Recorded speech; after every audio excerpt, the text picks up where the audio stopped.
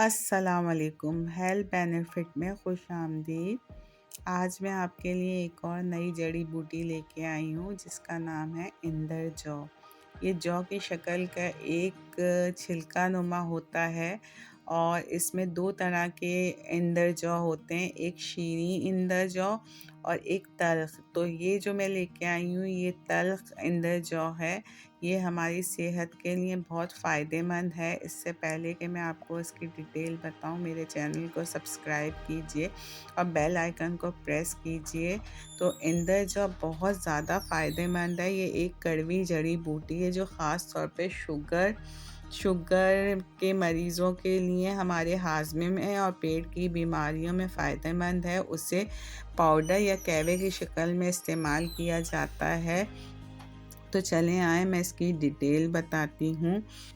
ये हमारी शुगर के लिए बहुत मुफीद है और ये हम मकसद इस ये शुगर हमारे शुगर लेवल को कंट्रोल करने में मददगार साबित होती है। ख़ास तौर पे इसको देसी नुस्ख़ों में इस्तेमाल किया जाता है। ये हमारी पेट की बीमारियों में बहुत फ़ायदेमंद होती है।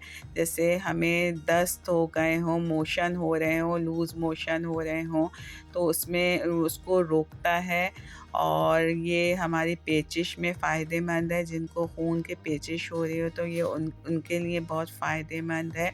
ये मैदे को मज़बूत करता है, ये हमारे हाज़मे को बेहतर बनाता है, ये भूख बढ़ाता है और खाना हज़म करने में मदद करता है।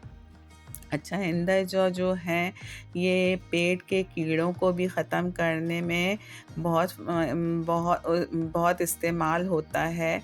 और ये इंदर जौ जो है ये पुराने से पुराने बुखार में भी इसका इस्तेमाल किया जाता है। ये देसी नुस्ख़ों में इसका इस्तेमाल किया जाता है तो जो बुखार को ख़त्म करता है। और ये जोड़ों के दर्द में बहुत मुफीद है। और जिनको पाइल्स हो जाती है, ये पाइल्स में पेट वो बवासीर हो जाती है, बवासीर के मरीज़ों के लिए बहुत फ़ायदेमंद है। अच्छा, ये बीजों की शक्ल का होता है तो इसके ये अंदर से खाली होता है, ऊपर से बीजों की शक्ल का होता है। तो ये बहुत ज़्यादा फ़ायदेमंद होता है और ये शुगर के मरीज़ों के लिए, डायरिया में, आंतों के मरीज़ों के लिए बहुत ज़्यादा फ़ायदेमंद है। ये बच्चे और बड़ों दोनों के लिए बहुत ज़्यादा फ़ायदेमंद है। इससे इलाज किया जाता है बच्चों बड़ों का। और इसको इंदर जौ को अगर हम बाकायदगी से इस्तेमाल करें तो हमारी शुगर कंट्रोल में आ जाती है। और इसके इस्तेमाल का ये हमारा खून साफ़ करता है और हमारे जल्द के मसाइल को ख़त्म करता है, जैसे दाने, एक्नी, एलर्जी में बहुत ज़्यादा मुफीद है। ये इन्फेक्शन को रोकता है और ये इसमें एंटीबैक्टीरिया होता है, ये एंटीबैक्टीरिया होता है। अच्छा, इसके इस्तेमाल का तरीका ये है, या तो हम मकसद जामुन की गुठली और इंदर जौ और मेथी दाने को इस्तेमाल करें, पीस के पाउडर बना लें तो इस्तेमाल करें तो बहुत फ़ायदेमंद होता है। या फिर हम इसका खाली पाउडर बना के 1 चमची या आधा चमची पानी के साथ पी लें तो फ़ायदेमंद है। और अगर हम इसका जोशांदा बना के पिएँ तो वो भी बहुत फ़ायदेमंद है। जोशांदे में 1 कप पानी लेकर उसमें 1 चमचा ये इंदर जौ डाल दें और इसको आधा कप रहने दें और ठंडा करके पिएँ तो बहुत ज़्यादा फ़ायदेमंद होता है।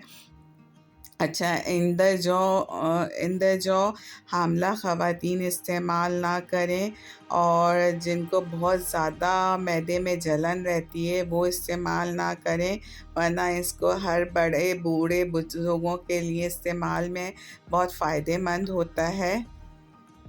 अगर आपको एलर्जी हो जाती है तो इसको इस्तेमाल ना करें।